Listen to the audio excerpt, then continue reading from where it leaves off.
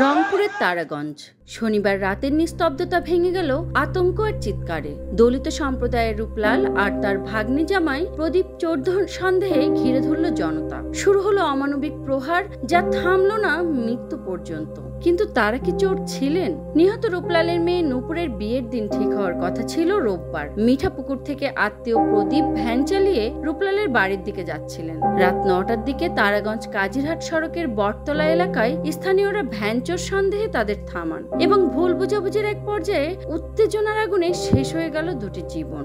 রূপলালের চোখে ছিল মেয়ের বিয়ের স্বপ্ন, কারণ আগামীকালই ঠিক হওয়ার কথা ছিল তার মেয়ে নূপুরের বিয়ের তারিখ। কিন্তু ফিরল বাবার নিথর দেহ, আর প্রদীপের শেষ নিঃশ্বাস নিভল হাসপাতালের বিছানায়। পুলিশ দ্রুত অভিযান চালিয়ে 4 জনকে গ্রেপ্তার করেছে এবং মামলা হয়েছে অজ্ঞাত আরো শতাধিকের বিরুদ্ধে। তবু শোকাহত পরিবার ও এলাকাবাসীর দাবি দ্রুত বিচার, আর যেন এমন মৃত্যু না ঘটে। সারা দেশে এভাবে মব জাস্টিসের মৃত্যুর হার বেড়েই চলেছে।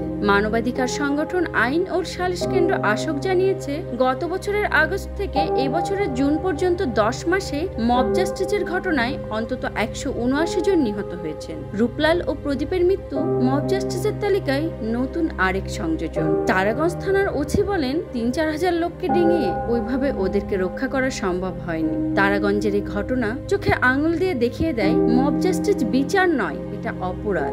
সত্য যাচাইয়ের আগেই যখন হাত ওঠে, তখন সমাজ হারায় তার মানবিক মুখ। প্রশ্ন রয়েই যায়, আমরা কি এই অভ্যাস বদলাতে পারবো, নাকি পরের দিনও খবরের কাগজে ভেসে উঠবে আরো একটি শোকের খবর?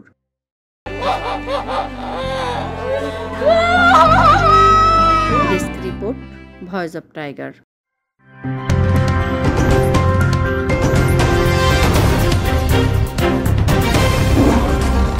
Voice of Tiger.